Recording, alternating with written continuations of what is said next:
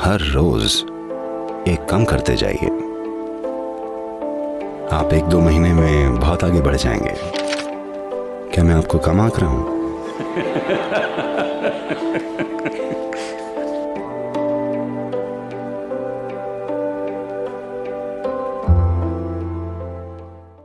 एक औरत खचाखच भरी एक कसाई की दुकान में गई। उसने वहां दर्जनों तैयार मुर्गे लटके हुए देखे। वो उनके पास गई, एक टांग उठाई और सूंघी, दूसरी टांग उठाई और सूंघी, एक पंख उठाया और सूंघा। कुछ ऐसे वो एक के बाद एक चिकन को परखने लगी। फिर कसाई आया, उसके कंधे पर थपकी दी और बोला, मैडम, क्या आप खुद ऐसा टेस्ट पास कर पाएंगी?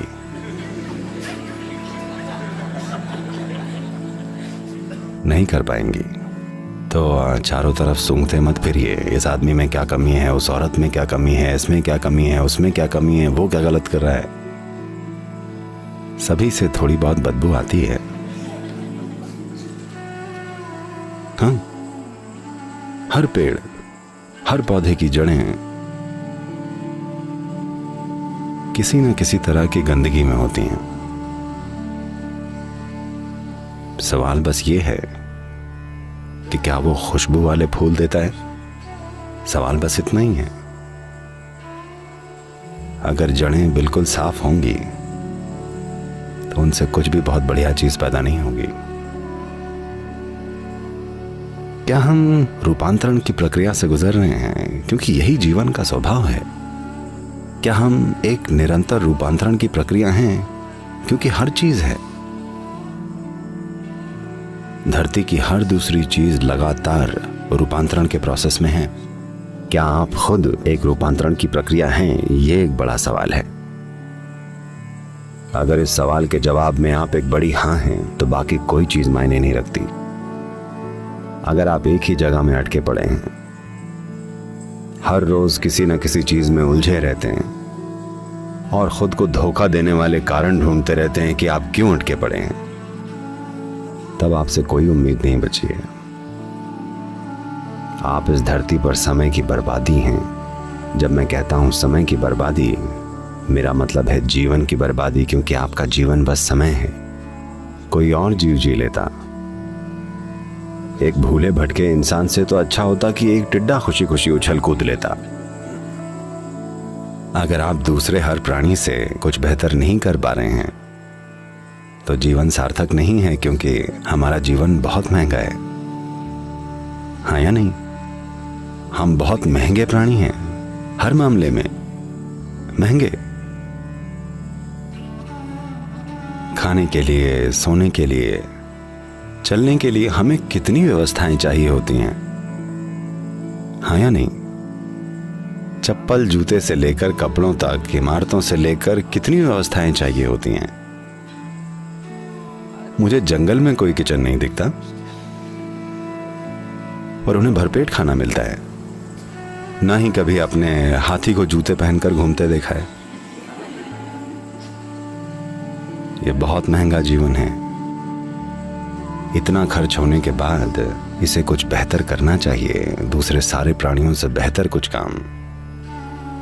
हमने एक प्रजाति के रूप में, मानव जाति के रूप में कई बुरी चीजें की हैं, कई अद्भुत चीजें भी की हैं,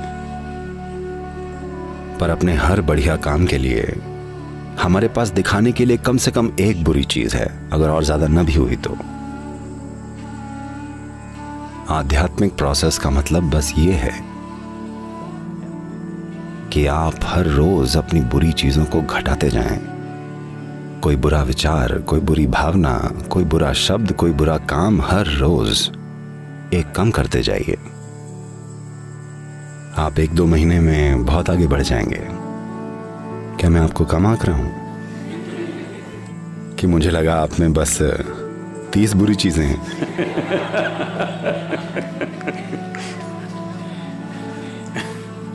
इंसान की सबसे बुरी बात यह है that कि they are so busy with their own stuff the pain and suffering and what other life is going through.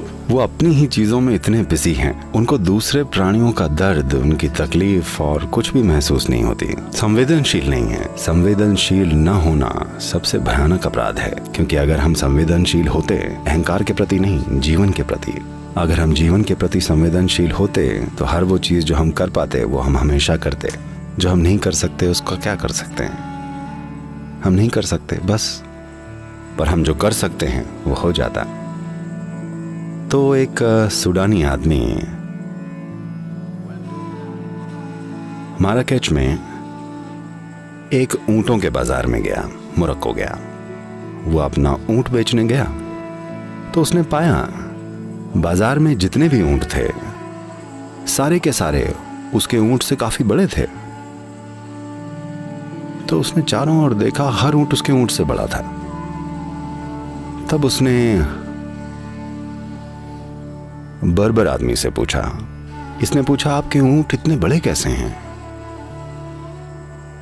और मेरे बमुश्किल आपके ऊंटों के आधे हैं। वो बोला सीधी सी बात है, मैं तुम्हारा ऊंट देख रहा हूं, तुमने इसका नपुंसकीकरण या कैस्ट्रेशन नहीं करवाया है। अगर तुम अपने ऊंट को कैस्ट्रेट करवा दो वो बढ़ जाएगा। उसने पूछा मैं ऐसा कैसे करूं? वो बोला बहुत आसान है, 2 ईंट लो और ऊंट के अंडकोशों को फोड़ डालो और उसके बाद तुम्हारा ऊंट बहुत बड़ा हो जाएगा। क्या इससे दर्द नहीं होगा? उसने पूछा। वो बोला बिल्कुल नहीं, मैं तुमको दिखाता हूं। और वो एक ऊंट लेकर आया, 2 ईंटें ली और अंडकोश फोड़ दिया। ऊंट दर्द से करा उठा और भागा। ये सूडानी आदमी ने पूछा, पर आपने बोला था दर्द नहीं होगा।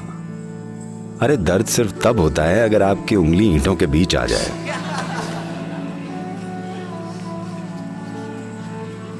आपके साथ जो होता है उसको लेकर आप बड़े संवेदनशील होते हैं, पर बाकियों को जो होता है उसको लेकर न के बराबर संवेदनशील हैं।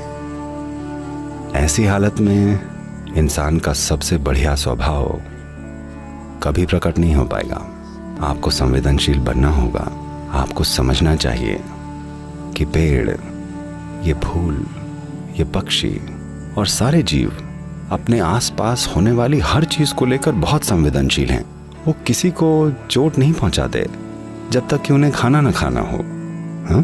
जब तक बात खाने की ना हो वो कभी भी किसी को ऐसे ही नहीं मार देते।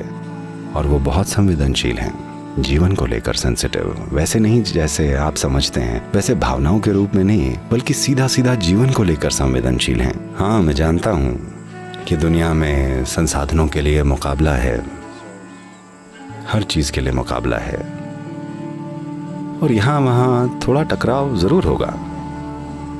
मैं उन चीजों से अनजान नहीं हूँ, पर मैं चाहता हूँ कि आप कम से कम अपने भीतर होने वाले टकराव को खत्म कर दें। वैसे भी आपको उससे कुछ मिलता नहीं, ऐसा होता है कि नहीं?